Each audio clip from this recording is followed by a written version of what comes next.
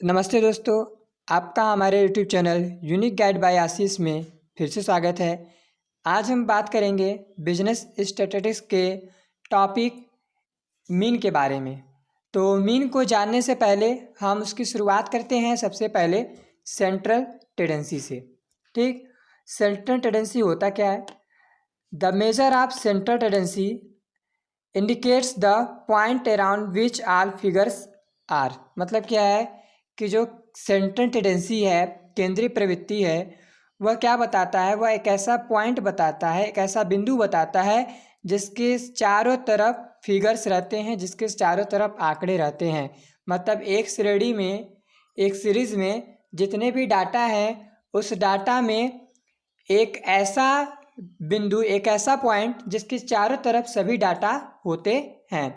जैसे क्या है, मान के चलते हैं कि हम एक मीन निकालते हैं। ठीक, सिंपल सा मीन निकालते हैं। 5 है, 6 है, 4 है, ठीक, 3 है और मान के चलते हैं एक डाटा 2 है। ठीक, अब क्या करते हैं, इसका हम मीन निकालते हैं। तो मीन हो जाएगा कितना? मीन निकालने के लिए क्या करेंगे, टोटल नंबर से उसको ऐड करेंगे और जितने हैं नंबर्स उससे डिवाइड कर देंगे।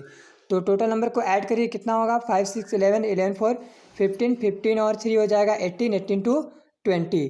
तो 20 अपान 1 2 3 4 5, तो मतलब क्या आ गया? इसका आंसर आ गया 5। ठीक, तो 5 आ गया। तो इसका मतलब क्या है? ये 5 जो डिनोट कर रहा है वह क्या है?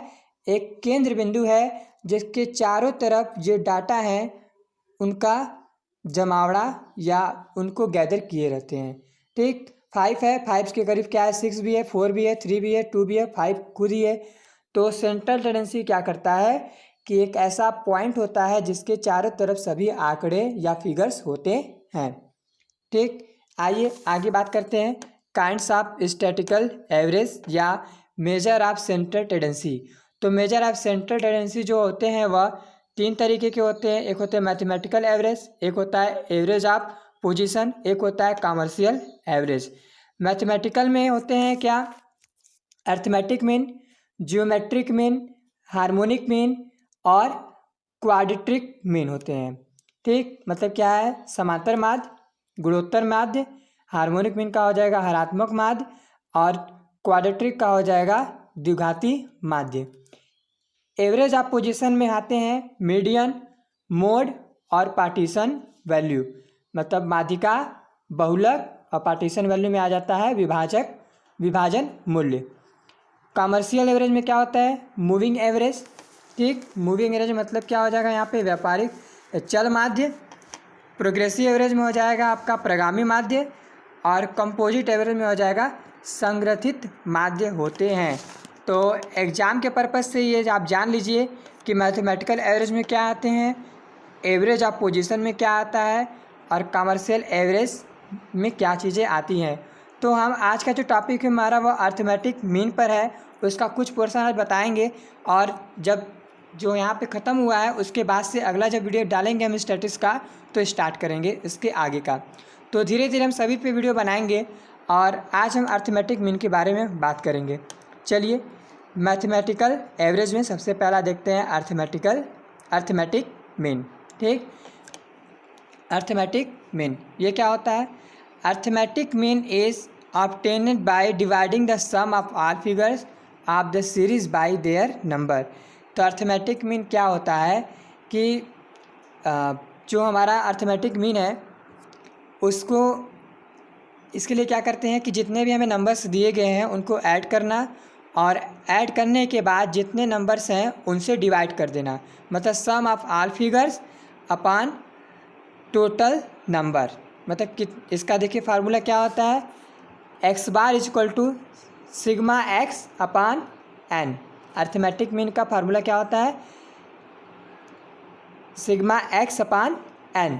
सिग्मा एक्स का मतलब क्या है? सम ऑफ ऑल फिगर्स और एन का मतलब होता है टोटल नंबर्स। और अर्थमेटिक मीन को या मीन को हम डिनोट करते हैं एक्स बार से। ठीक, आइए एक एग्जांपल देख लेते हैं, इसका समझ में आ जाएगा। For example find the arithmetic mean from following data. यहाँ पे डाटा दिया हुआ है जो कि इंडिविजुअल सीरीज़ का है और देखिए आया कितना 5, 15, 20, 30 और 10। इसका क्या करना है, हमें मीन निकालना है या एवरेज निकालना है या अर्थमेटिक मीन निकालने की बात की जा रही है। तो देखिए क्या हो जाएगा, क्या करेंगे, सिग्मा एक्स क्या होगा, सम ऑफ ऑल फिगर्स, कितने हैं फिगर्स, 5 है, 15 है, 20, 30 और 10, सबको ऐड करेंगे अपॉन टोटल नंबर ऑफ जो हमारे टोटल नंबर्स हैं यन होगा कितना 1 2 3 4 5 अपॉन 5, तो हो जाएगा 80 अपॉन 5 इक्वल टू 16। ठीक, तो ये तो हो गया एक अर्थमेटिक मीन। आइए जानते हैं मीन कितने तरीके के होते हैं। तो मीन जो होते हैं वह सिंपल अर्थमेटिक मीन और एक होता है वेटेज अर्थमेटिक मीन। यहाँ पे आज हम बात करेंगे सिंपल अर्थमेटिक मीन के बारे में। और वेटेज अर्थमेटिक मीन के बारे में बात करें तो मीन निकालते वक्त क्या करते हैं, अगर हम जो सीरीज़ में जो आइटम्स हैं उनको हम वेटेज दे करके मीन निकालें तो यह कहलाता है वेटेज अर्थमेटिक मीन। ठीक, समझ में आ रहा है। तो इसमें औसत जो भार होता है, औसत जो माध्यिका होती है, उसमें हम क्या करते हैं, जितने भी सीरीज होते हैं उसमें हम पर आइटम्स को हम क्या करते हैं, जितने भी नंबर्स होते हैं उनको हम वेटेज देते हैं और वेटेज देने के बाद हम मीन को निकालते हैं। तो ये तो कहलाता है वेटेज अर्थमेटिक मीन या वेटेज मीन। आइए बात करते हैं सिंपल अर्थमेटिक मीन के बारे में। तो इससे पहले हम जान लेते हैं कि सीरीज होता क्या है। सीरीज में क्या है कि जो डाटा का एक समूह होता है सीरीज, और जो सीरीज होते हैं वह 3 तरीके के होते हैं। एक होता है इंडिविजुअल सीरीज़, एक होता है डिस्क्रीट सीरीज़, एक होता है ग्रुपेड सीरीज़। बात कर लेते हैं इंडिविजुअल सीरीज़ की। सभी तीनों के बारे में बताएंगे और आज हम बताएंगे इंडिविजुअल सीरीज़ में मीन किस तरीके से निकाला जाता है। और इसमें जो मेथड्स हैं उसके बारे में 3 तरीके के मेथड्स हैं। एक होता है डायरेक्ट मेथड, एक होता है शॉर्टकट मेथड, एक होता है स्टेप डेविएशन मेथड। तीनों के बारे में बात करेंगे। तो सबसे पहले जान लेते हैं सीरीज होता क्या है। तो सीरीज़ में देखिए 3 तरीके के होते हैं। एक इंडिविजुअल सीरीज़। इंडिविजुअल सीरीज़ में क्या होता है कि कोई भी डाटा जो होता है वह रिपीट नहीं होता है या उसमें फ्रीक्वेंसी नहीं होती है, मतलब बार बार वह डाटा नहीं आता। जैसे क्या है कि बात करें 5 लिखा हुआ है, 6 है, 2 है, 3 है और 1 है। तो इसमें क्या है कि कोई भी डाटा 2 बार नहीं आया है या दो से अधिक बार नहीं आया है, मतलब इसमें फ्रीक्वेंसी नहीं है, सिंगल है, केवल एक ही बार आया है। तो यह कहलाता है इंडिविजुअल सीरीज़। ओके, चलिए बात करते हैं डिस्क्रीट सीरीज़ की। डिस्क्रीट सीरीज़ में क्या होता है, जब डाटा में जो आइटम्स होते हैं वह कई बार आए हुए हों तो वैसे सीरीज़ को कहते हैं डिस्क्रीट सीरीज़। आइए एक इंडिविजुअल सीरीज़ को लेते हैं, उसको डिस्क्रीट सीरीज़ में कन्वर्ट करते हैं। ये हमारा इंडिविजुअल सीरीज़ मान के चलते हैं कि हमारा 1 है, 2 है, 1 2 3 5 3 6। ठीक, ये हमारा होगा क्या, इंडिविजुअल सीरीज़ का लाएगा। अब क्या करते हैं, इसको डिस्क्रीट सीरीज़ में मतलब खंडित श्रेणी में बदलते हैं। तो यहाँ पे एक्स लिख दिए, मतलब जो वैल्यू है, वैल्यू क्या है, 1 है, 2 है, 3 है, 5 है, ठीक, 5 है और 6 है, 1 यहाँ पे यफ, ठीक, फ्रीक्वेंसी यफ। 1 कितनी बार आया है, 2 बार। 2 कितनी बार आया है, 2 बार। 3 कितनी बार आया है, 2 बार। 5 कितनी बार आया है, 1 बार। और 6 कितनी बार आया है, 1 बार। तो यह कहलाएगा डिस्क्रीट सीरीज। जब इसको हम इस तरह बदल देंगे, ठीक, एक्स के वैल्यू जो होगा और फ्रीक्वेंसी कितनी है, ये एक्स का वैल्यू है और ये फ्रीक्वेंसी है, तो यह कहलाता है डिस्क्रीट सीरीज़। ठीक, तो ये कहलाता है डिस्क्रीट सीरीज जिसमें फ्रीक्वेंसी होती है डाटा के रिपीट होने की। आइए आगे बात करते हैं ग्रुपेड सीरीज़। डाटा या फिगर्स की रिपीट होने की बात होती है डिस्क्रीट सीरीज़ में। ग्रुपेड सीरीज़ में क्या होता है कि इसमें हम जो डाटा होता है या जो फिगर्स होते हैं उसको हम क्लास इंटरवल में चेंज कर देते हैं, मतलब क्लास इंटरवल में हम उसको रख देते हैं कि जो हमारा डाटा है वह इतने से इतने के बीच में है, उसकी जो फ्रीक्वेंसी है या कितनी बार आया है। तो इसकी समझिए, एक एग्जांपल समझिए कि जैसे हमने डाटा ले लिया 2 3 5 10 मान के चलते हैं 11 ले लिए, ठीक, 11, 12, 13, 15, 19। अब क्या करना है, इसको ग्रुपेड सीरीज़ में कन्वर्ट करना है। तो क्या करेंगे हम, देखिए यहाँ पे एक हो गया हमारा class interval CI, class interval, और हमारा ये हो गया फ्रीक्वेंसी, मतलब कितनी बार। CI की बात करें क्लास इंटरवल, तो हम ले लेते हैं क्या, 0 से 10 और 10 से 20। तो 0 से 10 ले रहे हैं तो क्या है, 0 से 10 में कितने नंबर्स हैं, 1, 2, 3, ठीक, 3 नंबर्स हैं, 3 लिख दिए। और 10 से 20 के बीच में कितने हैं, 1, 2, 3, 4, 5। तो ये हो गया हमारा ग्रुपेड सीरीज़। तो 3 तरीके की सीरीज़ होती है, इंडिविजुअल सीरीज़ जिसमें फ्रीक्वेंसी नहीं होती है, डिस्क्रीट सीरीज़ में क्या होता है कि फ्रीक्वेंसी होती है और जो फिगर्स होते हैं, और ग्रुपेड सीरीज़ में क्या होता है कि हम जो डाटा होते हैं, जो फिगर्स हैं, उनको क्लास इंटरवल में बांट देते हैं। चलिए बात करते हैं इंडिविजुअल सीरीज़ में और किस तरीके से कैलकुलेट करते हैं अर्थमेटिक मीन को। सिंपल वाला, वेटेज वाला बताएंगे इसको हम अगले वीडियो में। देखिए क्या है कि इंडिविजुअल सीरीज़ में हम 3 तरीके से मीन को निकालते हैं। एक होता है डायरेक्ट मेथड, एक होता है शॉर्टकट मेथड, एक होता है स्टेप डेविएशन मेथड। मतलब प्रत्यक्ष रीति, शॉर्टकट मेथड लघु रीति, स्टेप डेविएशन मतलब होता है पद विचलन रीति, ठीक। डायरेक्ट मेथड के बारे में अभी मैंने बताया था, जो कि sigma x equal to x bar equal to sigma x upon n, जो कि यहाँ पे हमने बता दिया है, ठीक। तो ये तो हो गया हमारा ये इंडिविजुअल पहला डायरेक्ट मेथड। आइए बात करते हैं अब शॉर्टकट मेथड की। शॉर्टकट मेथड का फॉर्मूला क्या होता है, x bar equal to a plus sigma d x upon n, ठीक। तो जहाँ पे क्या है, एक्स बार का मतलब क्या होता है, मीन से मतलब है, और ए का मतलब क्या है कि हम यहाँ पे जब शॉर्टकट मेथड का यूज करते हैं तो सबसे पहले हम मीन को मान लेते हैं कि यह मीन होगा, एज्यूम मीन। और डी एक्स का मतलब क्या होता है कि जो पर्टिकुलर आइटम है या पर्टिकुलर जो वैल्यू है उससे हम माइनस कर देते हैं एज्यूम मीन को, तो आ जाता है हमारा डी एक्स, मतलब डेविएशन, विचलन, मतलब कितना अंतर है वैल्यू और एज्यूम मीन में। तो जो हमारा पहला डाटा था उसी डाटा को ले करके हम शॉर्टकट मेथड से निकालते हैं मीन को। शॉर्टकट मेथड का फार्मूला ये हो गया, x bar equal to a plus sigma d x upon n, okay. तो वैल्यू क्या था, 5 था, 15 था, 20 था, 30 था, 10 था। अब क्या करेंगे, सबसे पहले हम कोई भी वैल्यू हम मीन मान लेते हैं, एज्यूम कर लेते हैं। तो हमने क्या किया है कि यहाँ पे सिंपल से 15 को ले लिया है, ठीक। आप 12 भी ले सकते हैं जो कि सीरीज से रिलेटेड नहीं है, 100 ले सकते हैं, 50 ले सकते हैं, चाहे कोई भी डाटा आप फिगर्स ले सकते हैं। तो हमने यहाँ पे 15 लिया है जो कि सिंपल से समझाने के लिए।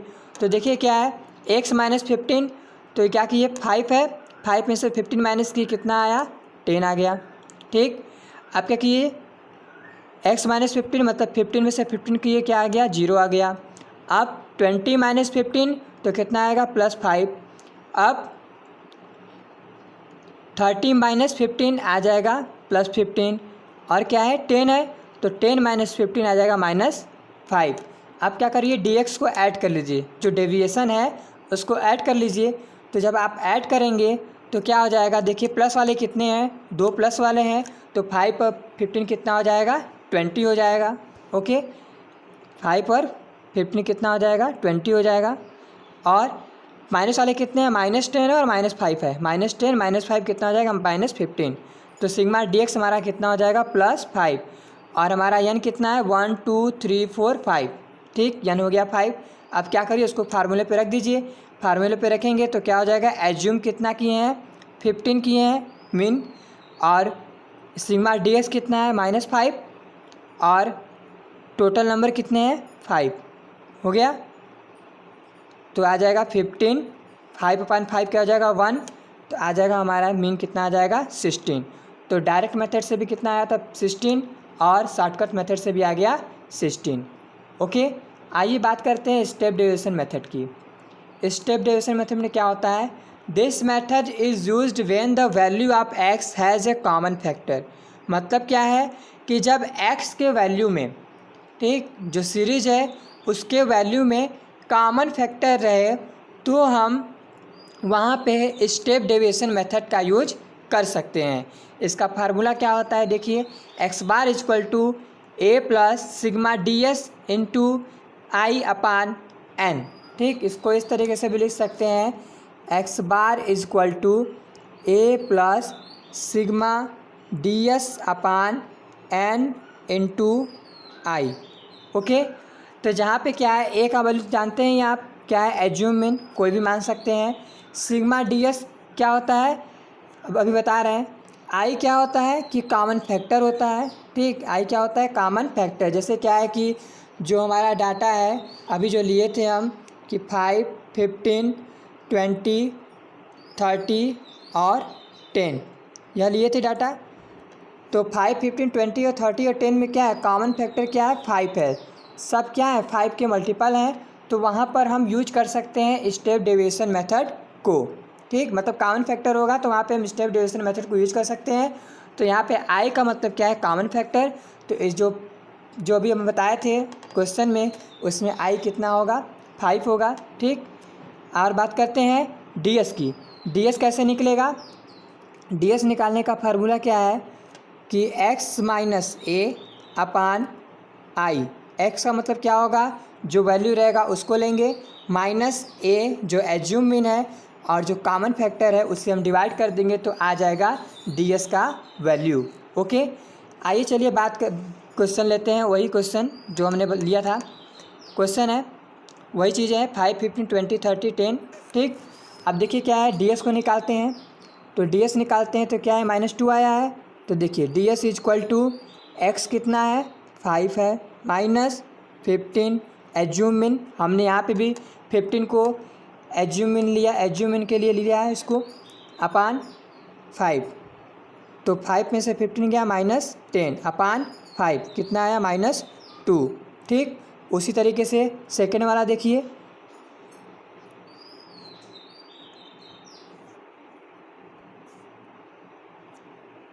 उसी तरीके से देखिए क्या है सेकेंड वाला,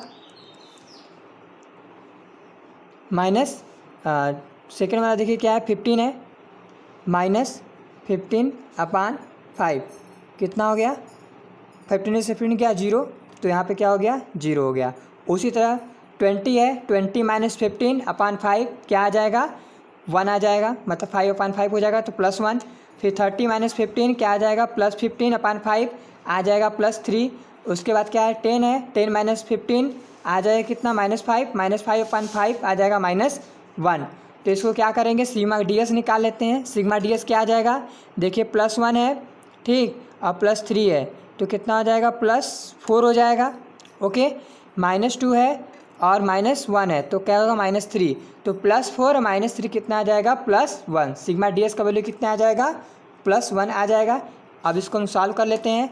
x bar equal to assume mean plus sigma d s कितना आया, +1 इंटू क्या है, आई कितना है, 5 अपान 5 क्या है, टोटल नंबर, ये है n, तो कितना आ जाएगा, 15 और ये हो जाएगा 1 आ जाएगा 16। तो हमने पहला क्या था, डायरेक्ट मेथड, उसके बाद ये शॉर्टकट मेथड और स्टेप डेविएशन, तीनों से बता दिया कितना आया, 16 आया है सभी का वैल्यू। और ध्यान रखिए स्टेप डेविएशन का वहीं पे यूज करते हैं जब कॉमन फैक्टर हो x के वैल्यू में। ठीक, तो इसको ध्यान में रखेंगे आप, इस तरीके का क्वेश्चन पूछ सकता है। तो देखिए आपके लिए हमने मल्टीपल क्वेश्चन रखा है, आप लोग इसका हमें कमेंट में आंसर दीजिएगा। 2 क्वेश्चन है, देख लीजिए क्या है। पहला क्या है, when is the step deviation method used in mean, मतलब स्टेप डेविएशन मेथड का यूज कब करते हैं। तो आपके यहाँ पे 4 ऑप्शन दिए हैं, कौन सा सही होगा उसके बारे में बताइएगा। दूसरा देखिए क्या है, which one is not method of mean, दिया हुआ है इसमें से कौन सा मीन का मेथड नहीं है, इसके बारे में बताइएगा। तो ये था हमारा आज का वीडियो, कैसा लगा आपको कमेंट में ज़रूर बताइएगा। अगर आपको अच्छा लगा हो तो इसको लाइक करिए, शेयर करिए, साथ ही साथ हमारे चैनल को सब्सक्राइब करिए, जो कि जब भी हम वीडियो ने अपलोड करें आप लोग को पता लग सके। आप लोग का वीडियो देखने के लिए फिर से बहुत बहुत धन्यवाद। Thank you.